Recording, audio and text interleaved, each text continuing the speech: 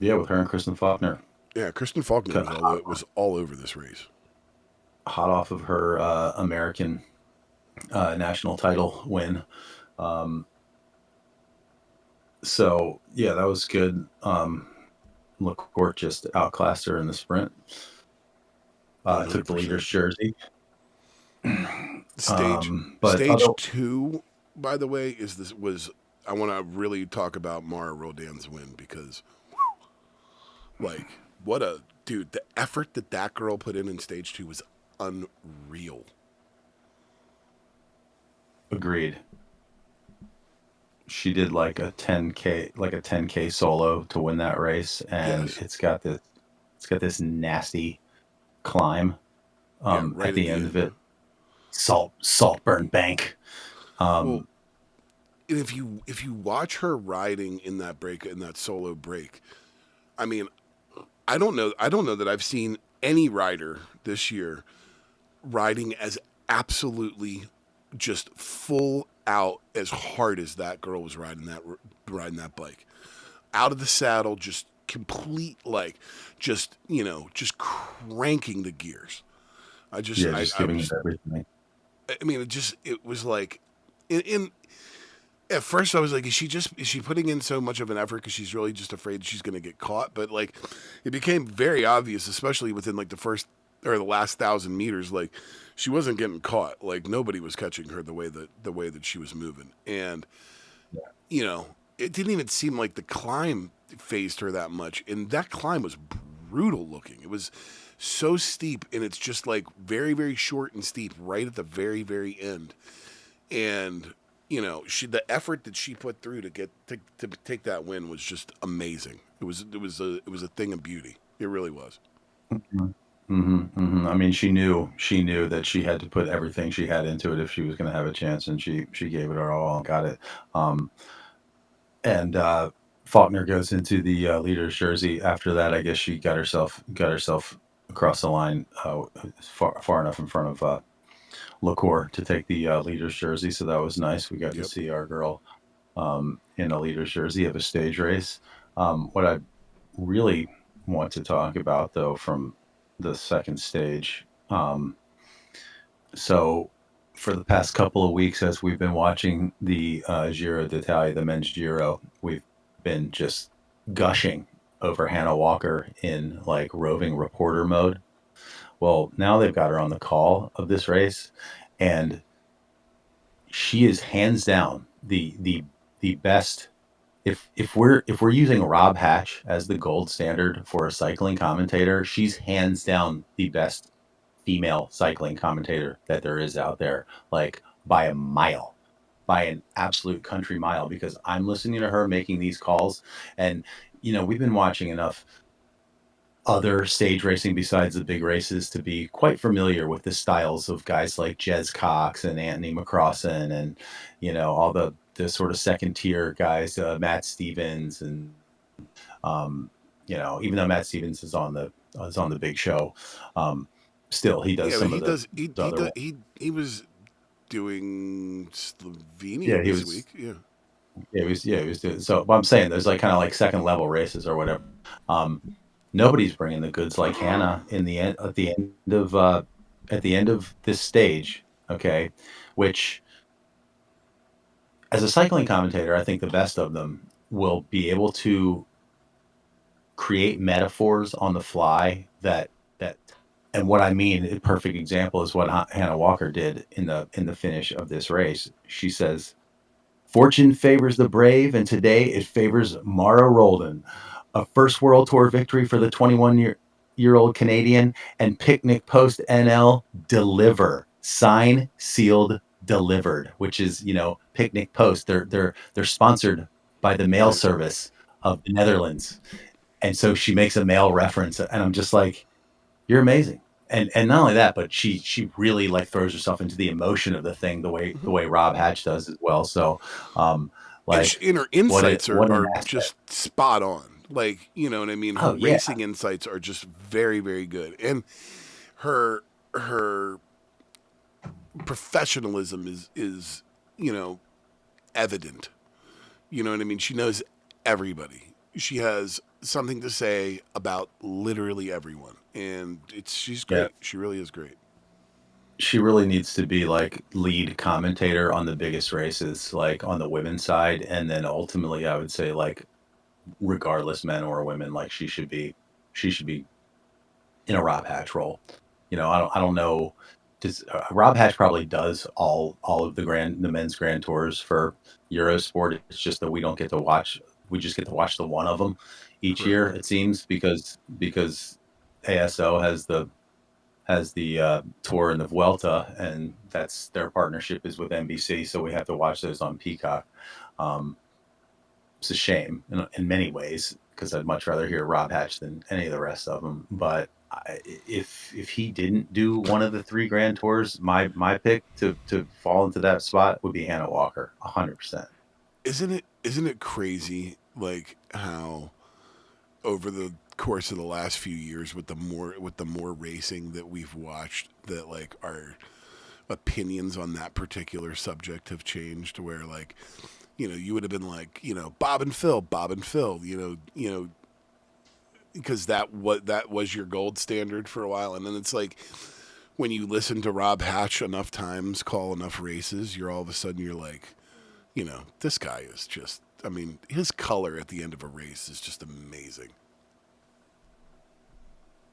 Yeah, yeah, and I feel like if Phil Liggett has lost a step, it's in that ability to spin powerful metaphors on the fly as he is calling a race. His voice still has the gravitas. A lot of it with Bob and Phil, for me at least, and I'm sure for a lot of fans, is the nostalgia trip because these have been comfortable characters that we've been with all along. Way back in the day when I first started watching the Tour de France, I mean, both of those guys were right there in the thick of it. Bob was not sitting there in the commentary box. Bob was the roving reporter guy, Mm-hmm. basically, way back then. Um, Nonetheless, his voice was heard every day on every stage. It's got that familiarity to it, and Phil Liggett was the template for a guy like Rob Hatch in a lot of ways. I mean, Armstrong is reaching deep into his suitcase of determination to pull out a win on Alpe d'Huez. Like so many iconic calls, and uh, he's certainly lost a step, although I think we both agreed in last year's Tour de France that, he seemed pretty sharp, or maybe it was one of the weeks that but was it Paris-Nice this year where it was Bob and Phil? Something earlier this year, or maybe on the Paris-Roubaix call or something, I don't know. We were Yeah, I can't. commenting sometime recently about the fact that, like, Phil sounded pretty good.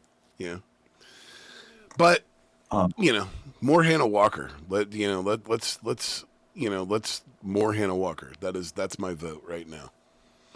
Yeah, she's fantastic. I really enjoyed listening to her. All right, so Faulkner goes into the leader's jersey and stage three, baby. Oh yeah. Meow. Scotland. We're in Scotland now in nasty weather.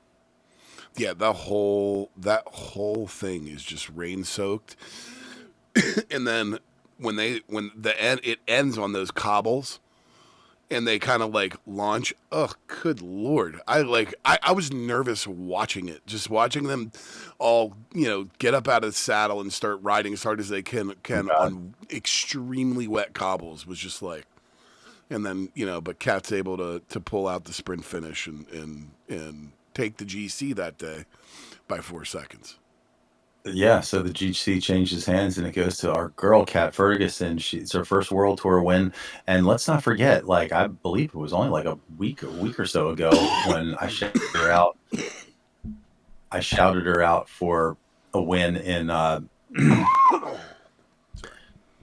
in some one day race, almost the exact same conditions, like wet, nasty cobbles, and she needed a little bit more finesse in this one to win. And in the end, it was her power that won out. Whereas in the one from a week ago, it was just straight power. She was just going dead ahead on the front end of the sprint, and nobody could come around her. And this one, she kind of had to get through that turn, and it was a little dicey. And she had riders challenging her a little bit closer, but she's the real deal, and I kind of love the fact that she is good in these nasty conditions. She comes from a mountain biking background, because that's got Perry Roubaix written all over it, baby. I want to I see think that girl challenging for Perry Roubaix like next year. her biggest issue right now just seems to be she needs a little bit more experience. I think you give her a little bit more seasoning, and she'll be able to cook. Yeah, the trajectory is right. That is for sure. Um, well, yeah. So, and then you want to finish it up with the final stage? Stage 4, Lorena Wiebes doing what Lorena Wiebes does best. She's always like 2.5 bike lengths ahead of everybody else, and just making it look easy. What is this, win number 500 or something for her? It's insane. 468. No, she's now well past her century mark. Yeah. So So, Ali Wollaston does just enough to take the overall away from Kat. And kind of everybody walks away happy in this race, I would say. Wollaston wins. Kat gets a big first World Tour win. Wiebes puts another one on the board. Uh, Kim LaCour gets one. Kristen Faulkner gets to wear a leader's jersey. Mara man, there was so Roldan, much going on in this race. insane call from our girl. Yeah, it was Lizzie Dignan's last Tour of Britain. She's on her swan song season right now. Yep, Um, so good race. absolutely. I don't have anything else to add. Neither do I. On that note, we'll be right back to talk more women's cycling. We'll be right back.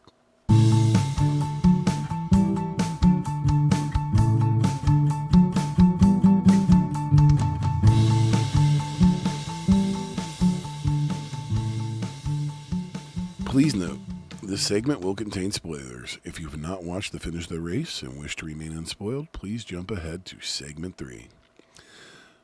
Demi Vollering entered the 2025 Women's Volta Ciclista a Catalunya strongly favored for the overall GC win, given her terrific form over the past 2 months. But the team clearly had even loftier goals in mind, and they achieved them in fine fashion, taking wins on every stage with a trio of different riders. Vollering sat at the center of it all, getting her win on the second stage with the hilltop finish on the Col de Pol, and assisting both her winning teammates in the final meters of the stage finishes. On stage 1, she expertly worked the 2-on-1 with her teammate Elise Chabet against Anna Santabastan of Laboral Kutza and graciously gave Chabet the stage win. And then on stage 3, she put in a brilliant turn as the lead-out rider for another teammate in consummate domestique, Los Aragist. Clearly, Vollering is garnering loyalty from women who will be indispensable to her later on this year in her campaign to recapture the Maillot in the upcoming Tour de France Femmes. Matt, Dami's looking really good as we roll into the pointy end of the season. Does she have any weaknesses? Good Lord. If she does, I'm not the guy to tell you. I mean, it's funny. We were talking 2 weeks ago, 3 weeks ago, about how sad she seemed. Remember, I made a couple of comments. I mean, there was the race where she clearly had there must have been some sort of mental health, something that happened with a person that was close to her, because she seemed quite upset, and she made it a point to like go out and win this tough stage and use her entirety of her post race interview to make a plea for mental health care. um, and then like a day later, I noted that when they were doing the team presentations, she looked like she was like almost on the verge of tears. She just seemed sad. And now it's like she seems so at peace. She seems so happy to be on that team. Like she's so calm, and just, she's so clear headed in her post race interviews. Oh, dude, her And post then race her post race interview yesterday was great. and then you look at it, and she's truly behaving like a great champion that is completely invested in the team. understands the deal that like, yeah, these women are the ones that are gonna carry me. These are the ones that are gonna be there on the Alpe d'Huez or wherever they're going in the clutch when I need them.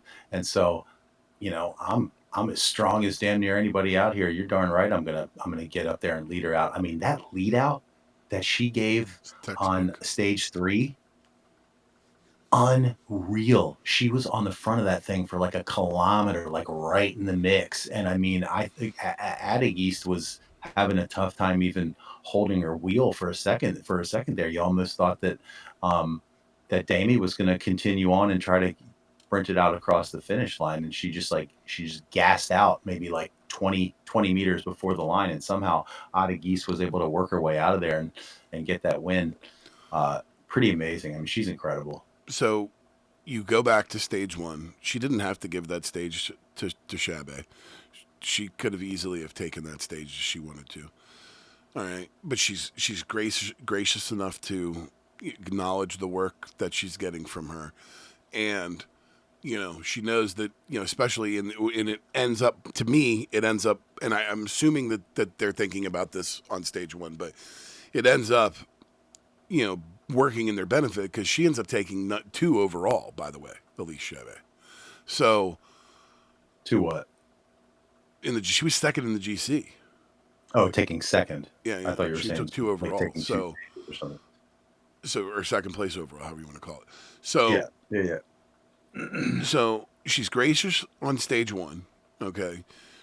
On stage 2, all right, when she's out there with Marion Brunel, I made the point. John was watching that stage with me, and I made the point to say to him, she's just toying with her. Okay, like she could have taken off at any point. Like she was smart enough to let her kind of hang around and take a turn here or there, but she was clearly setting the pace and kind of directing the 2 of them. And then when it came down to that like last little bit of space, when she launched, I mean it wasn't even close. Brunel couldn't carry any of her water because I mean like she put so much distance into her at the end. I said to John, I was like, if she really put the foot down, she could have had 3 minutes by the end of it. I think she ended up with like just over a minute or something like that by the end of the climb. But it was not. It was cat and mouse. I mean, she Mhm. took off and that was it. And she looked just not like just completely nonplus about the whole thing. I mean, she just was gone and that was it. And then you get to stage 3 and you know she's pretty much got it all in the bag, and she doesn't need to do this lead out, but she does this amazing lead out that completely sets up her teammate. And at all points in this race, she is being a leader. All right, and she's playing it smart.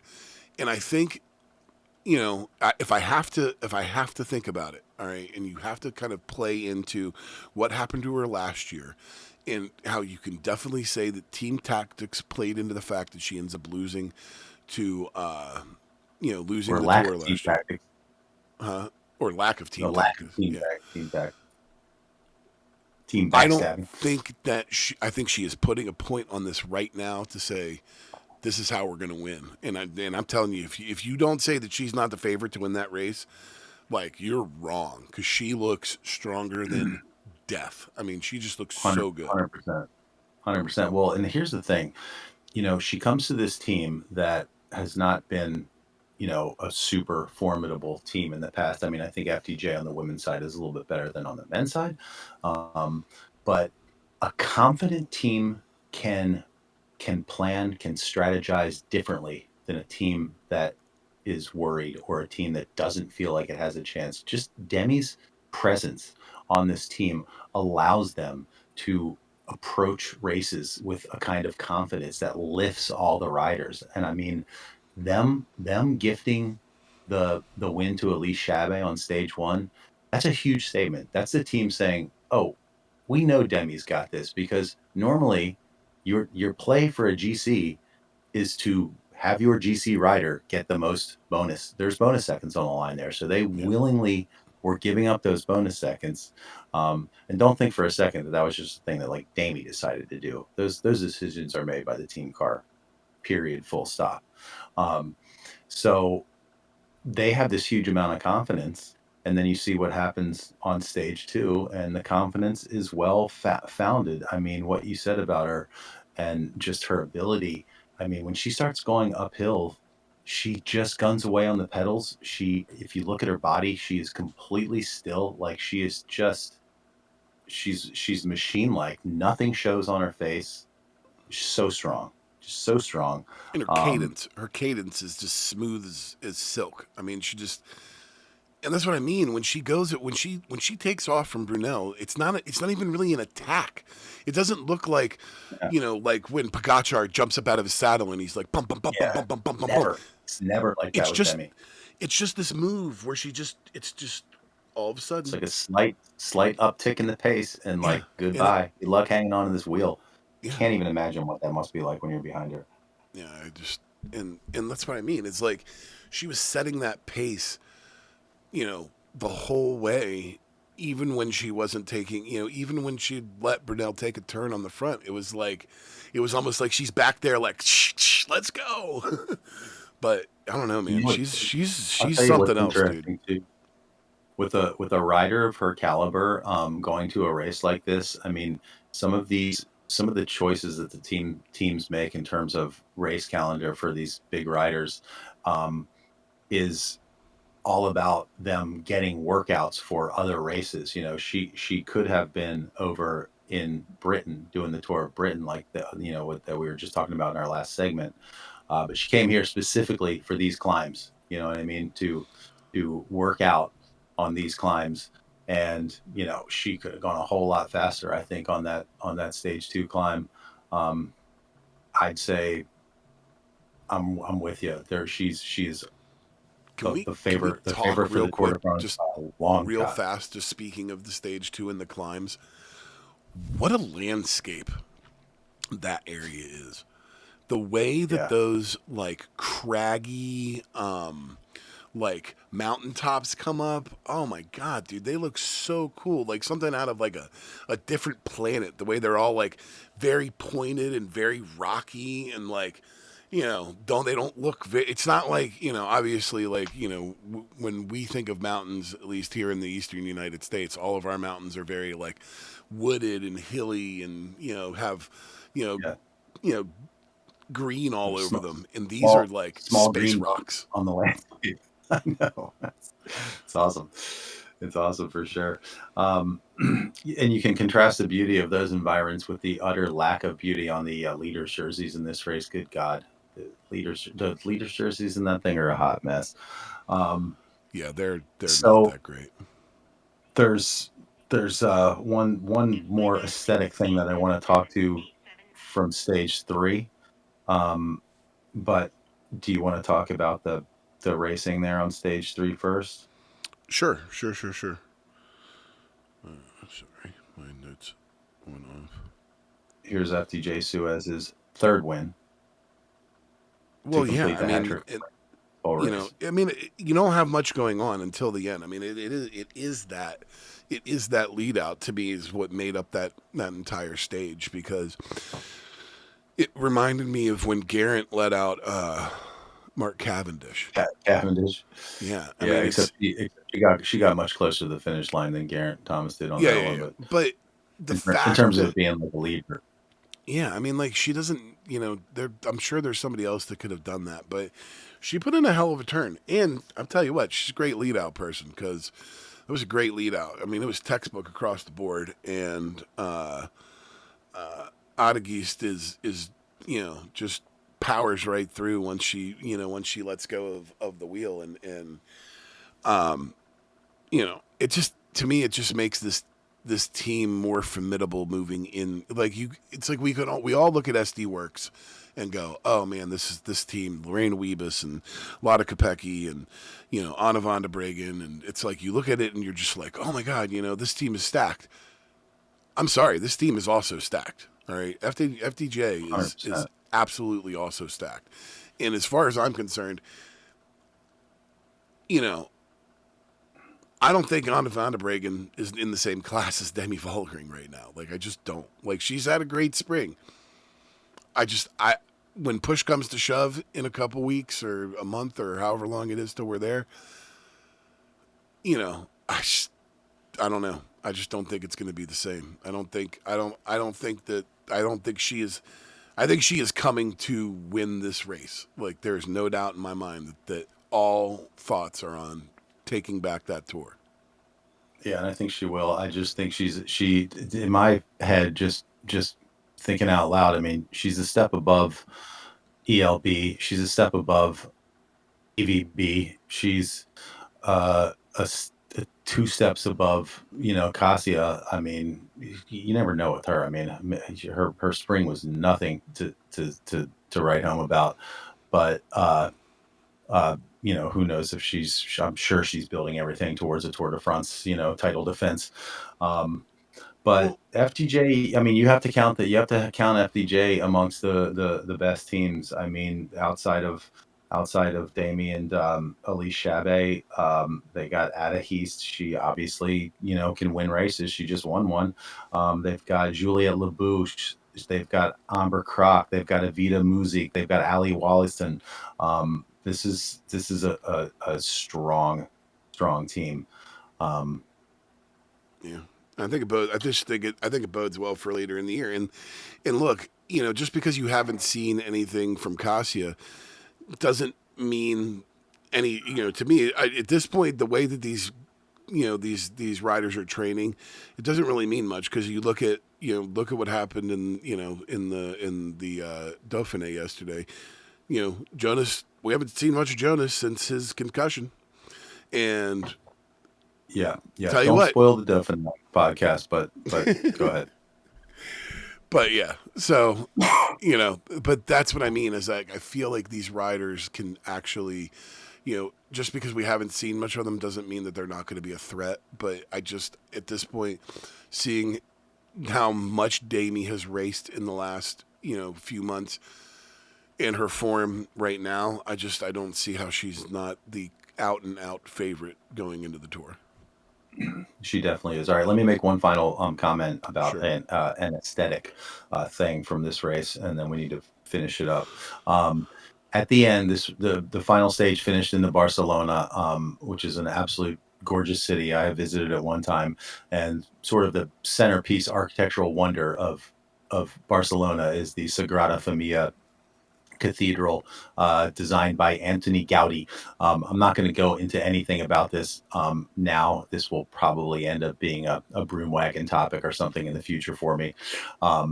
But they do a helicopter shot of this church. The helicopter basically circles the thing like twice as they're doing this shot, and it is slowly zooming in and zooming in and zooming in. So you get to see this thing from all sides and from a distance and close up, and it is absolutely stunning. It's famous not only for how beautiful it is and how singular it is, but uh, it has famously taken well over a century to build this church. This thing was started like 125 years ago, and there was a big push to get it finished around the time that I visited it. So it was definitely only about two-thirds of the way done when I visited. But they are closing in on getting this thing finished now. The last thing that they're working on, of course, is the very tallest spire right in the middle of the church. And when you see this shot, you'll see the crane that's attached, and it's really cool. You not only do you get a really good look at this cathedral, but you can see what they have to do to build something like that high in the air. It's pretty fascinating. I'm ready to go down a deep rabbit hole on this thing after seeing that shot. So go back, if you're listening to this, go back to stage 3 of the women's Volta Ciclista Catalunya 2025, and as they're chatting over the finish, um, find and watch that shot because it is stunning. It's really, really cool. Also, they gave us a quick little glimpse of them printing up the winners' jerseys at the end of the race, and I thought it was kind of cool. Their little like printing station. It's and they make an interesting comment about how like in case anybody was thinking that like the teams have to do that or whatever. No, it's all handled by the race organization. They've got all the team jerseys, they've got everything they need, and like end of the race, they're just like heat pressing all the jerseys, and it's a cool operation. But Interesting. yeah, Alrighty. that's all. Well, on that note, we'll be right back. Don't miss the Team Bus, our weekly companion podcast to the main Beyond the Slipstream show. Our domestique, if you will, dropping every Wednesday in your usual podcast feed. Please note, this segment will contain spoilers. If you have not watched the finish of the race and wish to remain unspoiled, please wait to listen until you've had a chance to catch up. We called an audible this week and decided to switch the focus of our third segment to the men's Tour of Slovenia, mainly for accessibility and timing reasons, and it turned out to be the right decision for conversational reasons as well, as the race gave us some great sprinting action, a bit of controversy, and some redemption, in a way. On the final stage, Dylan Groenewegen arguably has not looked better in years than he's looking right now, having garnered a record-tying 7th-stage win in this race when he crossed the finish line in Ormonds on Stage 3. The win came after Groenewegen handily beat the field in Stage 1 behind a super strong lead-out from his Jaco Alula teammates.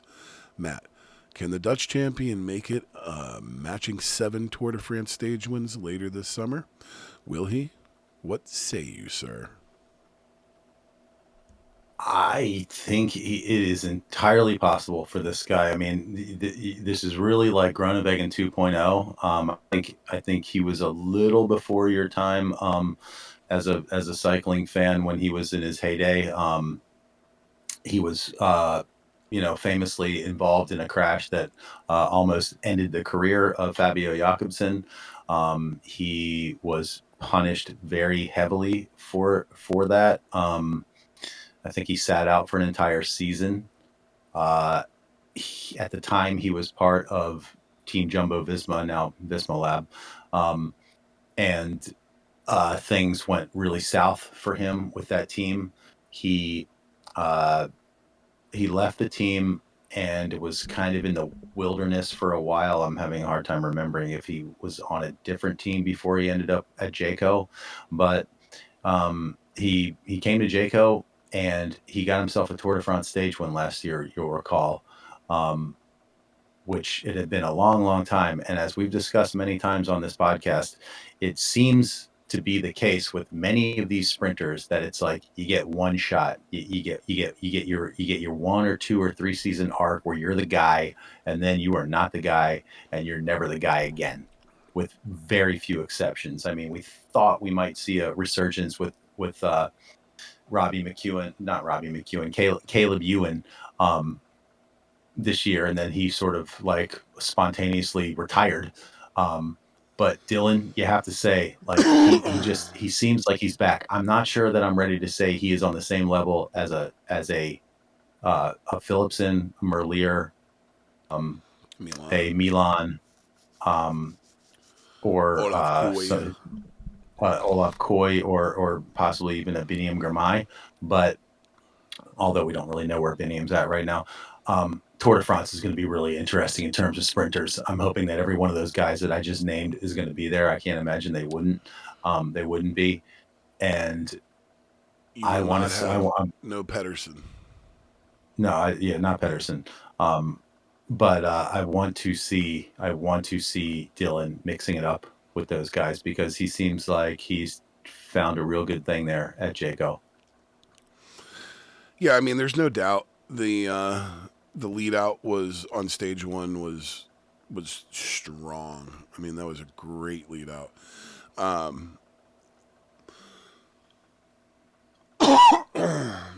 And it was Milano, right, from UAE, that was the other one that was kind of like contesting in that stage. Mm-hmm. Am I right? Yeah, Milano screwed it up because he also had a good lead out, but he was nowhere near it. Yes. I don't know. It's weird. You're right. I don't have a lot of history with Groenewegen. I do know the wreck that you're talking about with Fabio Jakobsen. But I mean, if you look at Fabio Jakobsen, he's one of those guys that like just seems to just be a complete non-factor in sprinting at this point. You know what I mean? I think his career is over. Yeah, but so it's interesting to see Groenewegen. in the mix a lot, but has not been able to kind of pull away. And so it'll be interesting to see how he fares against the Phillipsen and Milans of the current age when it all comes down to it. Because I mean, I don't think that look, if Cavendish can do it, he can definitely do it. You know what I'm saying? It's just you got to get the right situation, get the right lead out, get the right positioning, and the guy definitely has the ability for sure. There's only one way that he's going to be able to get those stage wins, I think, realistically, and that's going to be for him to curtail his urge to sprint early, which for the past 2 seasons it seems like he's just been doing it. It's like he's the new the Spanish guy from Movistar that I can't think of right now, where he just wants to sprint too early and guys come around him in the finishing, in the last meters. But he seems like he's gotten that under control. He has not been doing these long, the stages that he won here, there were not like long distance sprints. He's in there just like sprinting the way he should be and not leaving too early. So, I say good on him. I ended up, I wasn't necessarily a big fan, but I felt bad that he ended up out there in the wilderness for so long over this thing, because the only reason he was pushed that hard is because the injury to Fabio was so grave. And it wasn't that much different than, moves that many other guys have made in the end of many sprints, who have not been kicked out for an entire season. Really, the fault fell on the organization, because the structure that they had at the side of the end at that very finish line, which should be these like very rigid, curving, or not curving, but angled, rigid structures. They just like fell apart. Jakobsen went into the barrier and he went right through it and then ended up hitting the structure behind the barrier. I mean, those Right. things are meant that if you crash, you keep your forward momentum. You don't hit something really hard and stop. Right. So, you know, I'm Team Dylan, man. He paid his dues big time, and now he's back to his winning ways. And I don't know what his personality is. Maybe he's a prick, but I'm into him. Um, but some other good stuff to talk about in this race as well. I mean, there was a lot of sprinting. We ended up with a sprint on stage two. Do you know what happened with that whole thing? Did you go back and watch that? I mean, I saw that. I mean, I know that Rui Oliverio is who won, but what do you Right. think? So he was sprinting it was like a reduced sprint, six guys or something like that. Right. But the closest to him was Fabio Christian from Q36, and Oliveira deviated a tiny bit, right before the finish line, maybe like 15 meters before the finish line, enough so that you saw Christian like throw his hand up like this. Um, Matt Stevens on the call was 100% convinced that there was a clean thing. His words specifically, he said, "Oh, there was a slight deviation, but nothing to worry about at all." Um, he ended up getting relegated. So the race organization disagreed with Matt Stevens and relegated him back to sixth at the back of that group that he was sprinting against. And Christian ended up getting the stage win for that stage. Um, I'm kind of on the side that they made the right decision. I went back and watched it, and they were going so fast, and it wasn't like he drifted in front of Christian and stayed there. He just swerved in front of him for a second and kind of got back on his line. But at that kind of speed and the quickness of that diversion like that, I think it startled Christian. He had to pump the brakes, and I mean, if you touch the brakes for even 1 second in a sprint that fast, like, you're not going to win. Um, and that's why he threw his hand up. So I'm kind of okay with the call on that one. Um, I mean, but there we've was talked at length about how it's very seems very hard for them to ever get it 100% right. Like it just feels like all the time, with these calls at the end of races, is that it can go either way. One guy sees it as it's not a big deal, another guy sees it as a big deal. So I don't know. I don't. It's like I feel like nobody really wins in this particular scenario. So if you think they got it right, maybe they got it right, maybe they got it wrong. Who knows? Yeah. So we saw Dylan take another sprint win on stage 3, which gave him the record tying 7th win at Tour of Slovenia, which is kind of amazing because I would just expect that record to be owned by Tadej Pogacar or Primoz Roglic. Maybe they just haven't raced it very much, you know. I'm sure they've raced it. They both raced it a couple of times or whatever, but yeah, I would expect Tadej Pogacar to have like 15 stage wins in the Tour of You Slovenia would think. You would think. at this point. I mean, you almost get the feeling if he decided to go, he could just win them all. Um, Did you get the so phonetics on the winner from stage 4? Because I could not love a name more. I mean, the last name is pretty good, but do you have the phonetics on his first name? um, Kirilo, Is it Kirilo? Kirilo Zarenko. It's Kirilo Yeah, Sorenko. Zarenko. Yeah. Um, amazing effort on that last climb. Amazing. Absolutely, Like, absolutely, for somebody that I've never seen ride a bike before, like that from dude Salute was, Tecchini Fantini.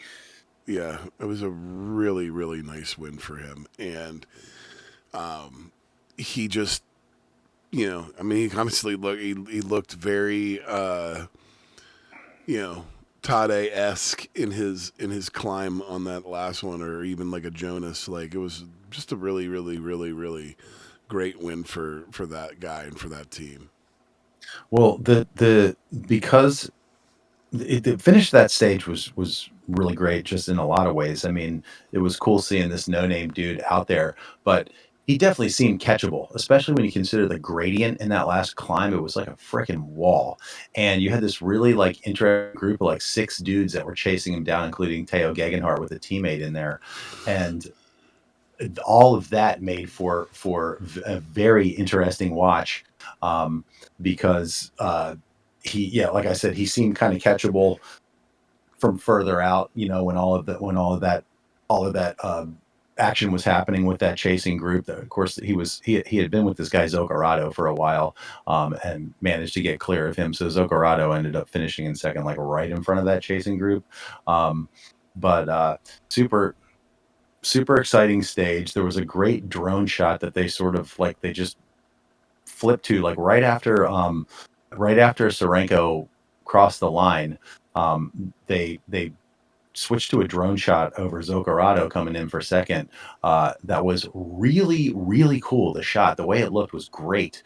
It just had this great kind of like mountains in the background sort of thing happening. And I'm like, why aren't you like, why are you giving us 5 seconds of a drone shot and that's it? Kind of weird, but nonetheless, um, if we move on to stage 5, this is where the redemption occurred, that I alluded to in the intro. Did you catch this? Where Evo ends up winning, is that what you mean? Yes. Yes. So Yeah. obviously, Yeah. Rui and Evo Oliverio are brothers, and they're on the same team. No, they're not on the same team. Evo's on UAE. Oh no, you're right. Yeah, they are on the same team. Yeah. Excuse me. Yeah. Um, right. So he got the redemption not only for the team but for his brother as well, taking the stage win, um, on stage 5. And I like those guys. You know what I mean? Like, I like, they're you know the I don't know. I just, as there's so many people that are great on that team, but like they are definitely, a cool part of that like second tier team that they've got that goes out to these smaller races. And Mhm.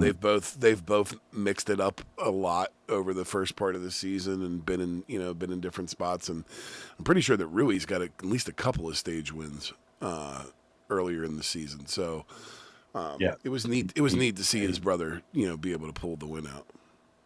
Yeah, I have to say the only thing in this race that just kind of didn't hold my interest at all was the GC race, because the guy who won the GC has not been mentioned one time in this entire segment so far, and there was Anders Holland Johansson from Team Uno X Mobility. Uh, I don't even have anything to say about the GC in this race. I was much more dialed in on the sprinting and the controversy and stuff. So I don't know. Were you tracking with the GC? I mean, as much as anybody was, because there really wasn't much tracking of it. and I had to go and look once it was over to see who had won the GC because I was like, wait, I don't even know who. I can't even remember who was in the mix in the lead for the for the GC. I'm glad to see Uno X get a team or get a get a GC win. So anytime one of the one of these lower budget teams gets a win, I'm always excited for it. So it could just as easily been Jan Christian or something like that ended up taking it. So yeah, I'm fine with I it. mean, the podium was Johansson, and followed by Felix Groschartner of UAE and Teo of Lidl Oh yeah, Trek. that's right. Teo. Teo Gegenhardt ended up So, on the podium, which I like him a lot. So like I'm glad to see him. I mean, he's had a rough couple of years, and so it's nice mhm. to see him get something out of it. Absolutely, and I love he gives good interview. Not that he was interviewed here, but I always love a Teo interview. So, um, yeah, You got anything good else? race. No, sir. Alrighty. Well, we will be right back for another ride in the Broom Wagon.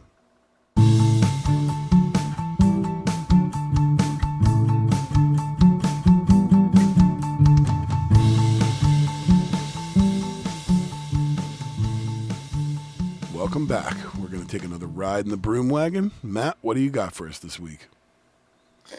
All right, so this week I'm going.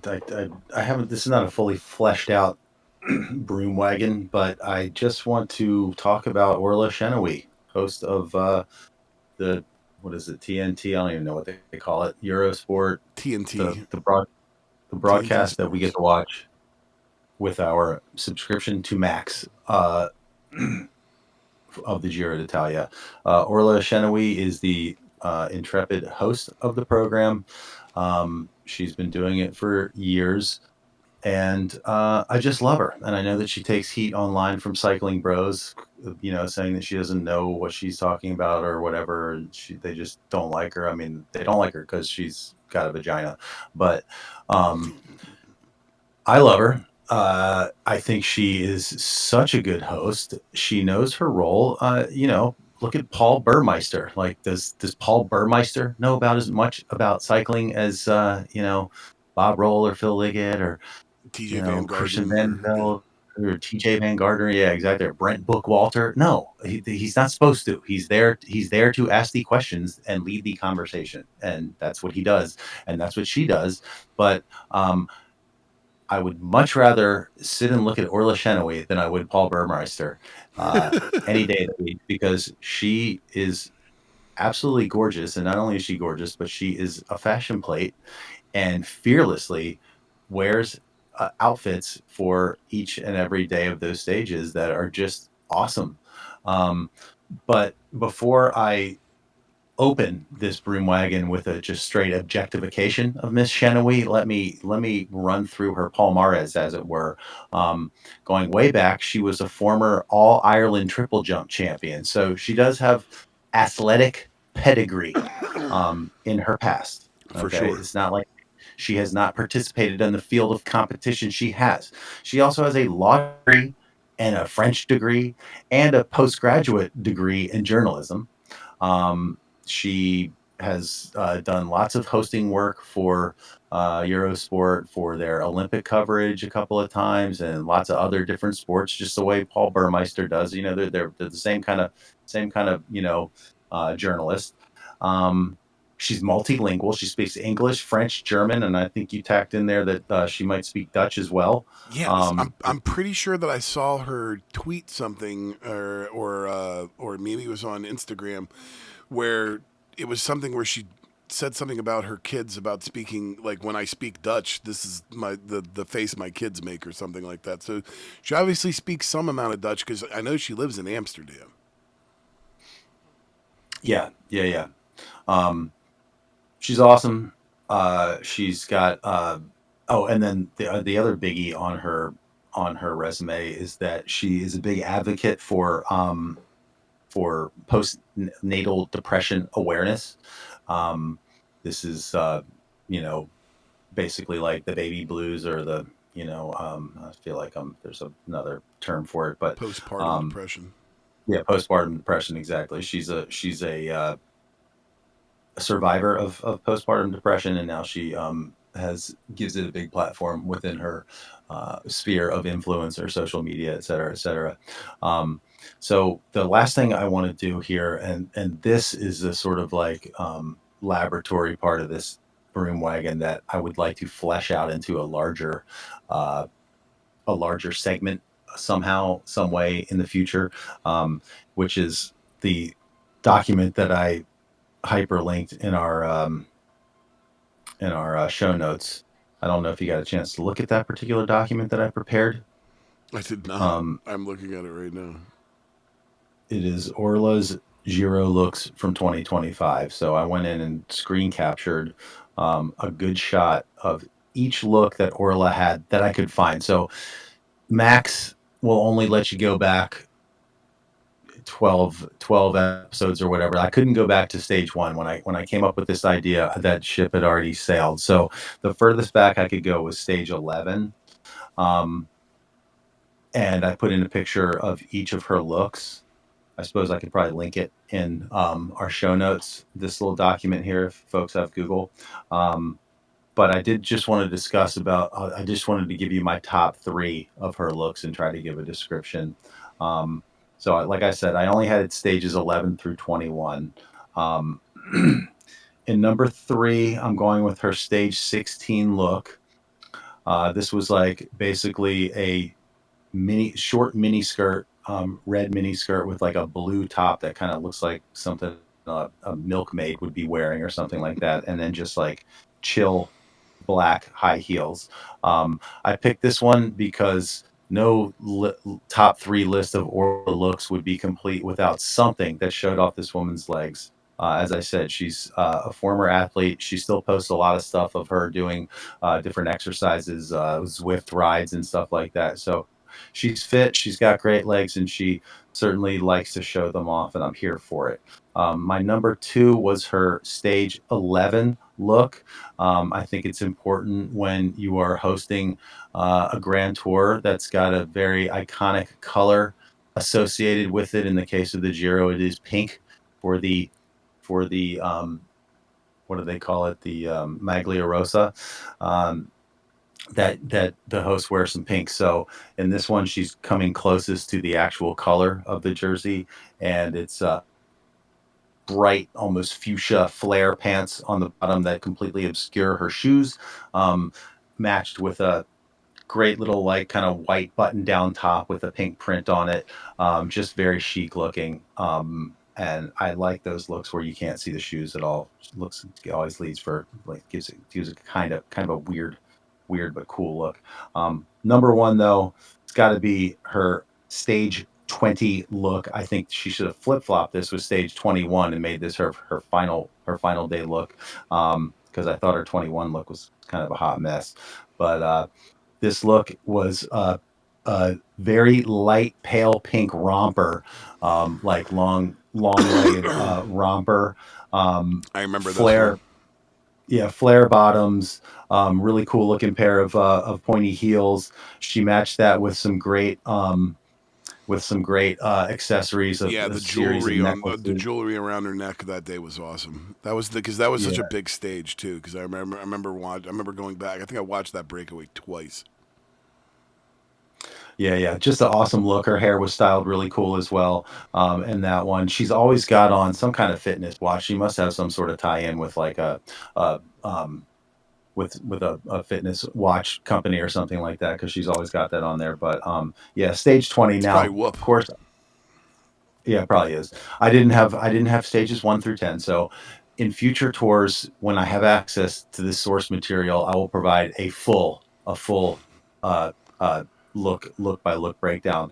I think my last one that I did want to mention my dead last look, which was stage 14. She had on like brown pants with like a wine red vest, button down vest top, and the I couldn't decide which color was uglier, but definitely both colors together were just a total disaster in my opinion. I hated that look so much.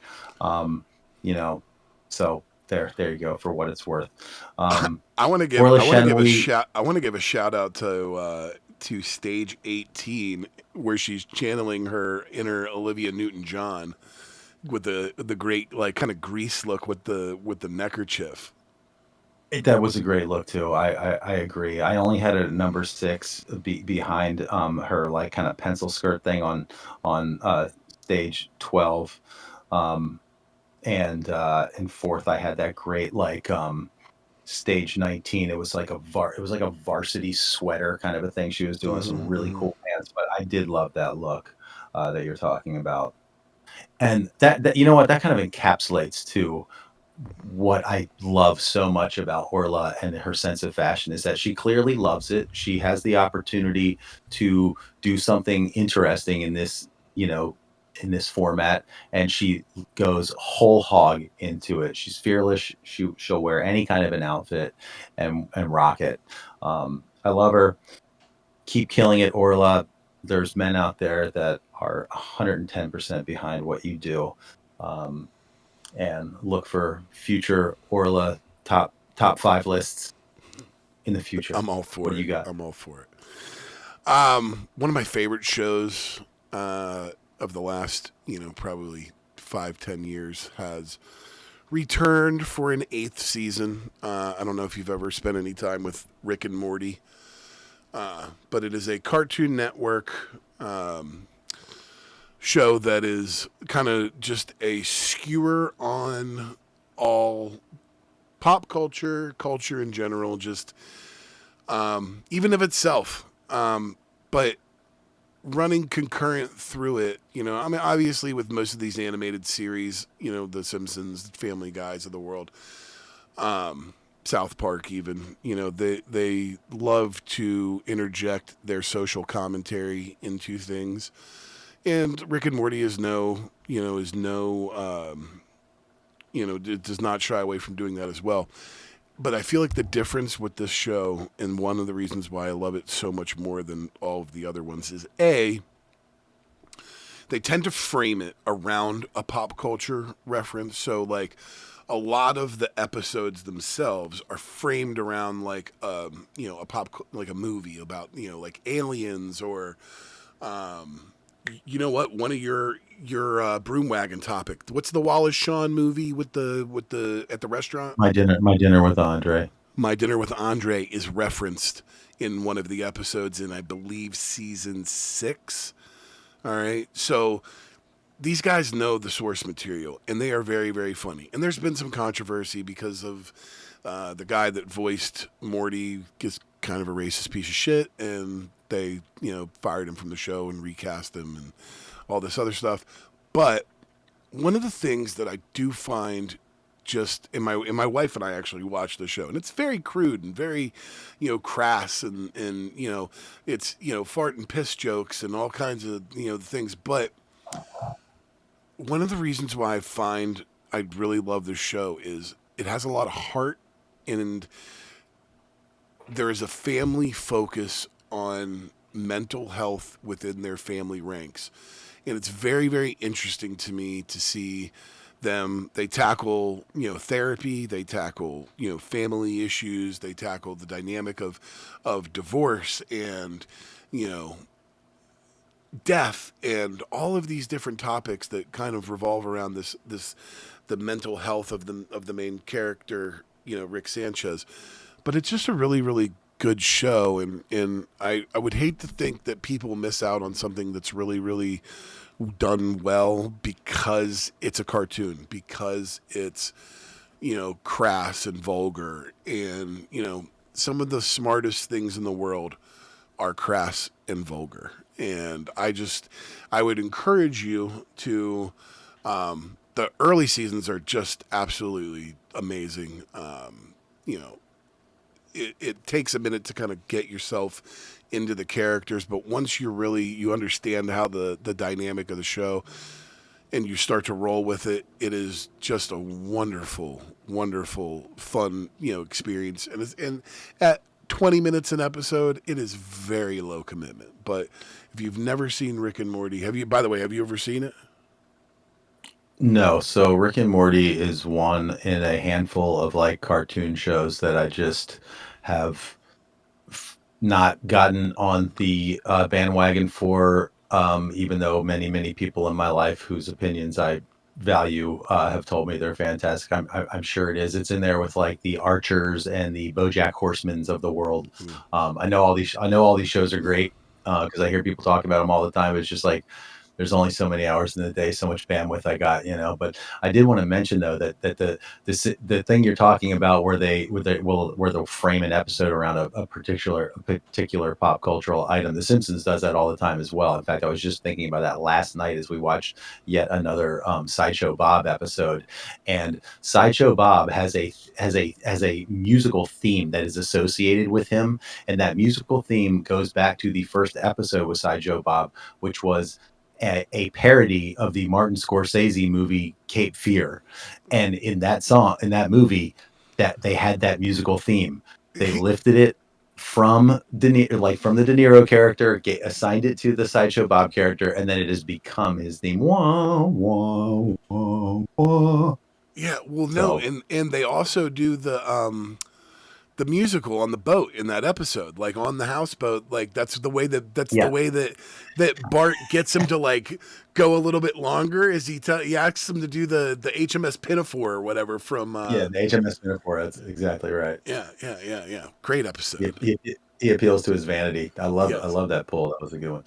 But but it runs in that same vein, and that's what I mean. Where it's like, they're skewering the pop culture item, but they're also paying homage to it, but it's just done in a really good way, in a really clever way. And again, some of it, is not great. Some of it has been, there's a couple episodes that I have quoted for years, and my wife and I still, like, to this day, will quote these certain few episodes. And like, sometimes it's so stupid, but when something's really well done, it's just really well done. You know what I mean? I'll have to check it out. Well, hopefully now that I've referenced, your Wallace Shawn movie is in one of the titles, I recognized it when I actually was like going back and watching an episode this week when I realized that it was on. So I thought of you in that moment. I was like, oh, you know what I mean? But if you want a recommendation for ones to maybe one or two to just kind of get you into it, I can. But I would recommend, if you ever want to just dive into it, just start with one and crank through. I think they're only like 10 episodes a season. So I mean, a whole season's not going to run you more than a couple hours. So yeah, I could burn a couple hours doing that for sure. All right. Well, that's all for this week. Join us next week for full coverage of the Criterium du Dauphiné and the Women's Tour de Suisse. Until then, for my brother Matt, I'm Justin Harper. Thanks for listening. We hope you'll join us on another ride beyond the slipstream. Allez!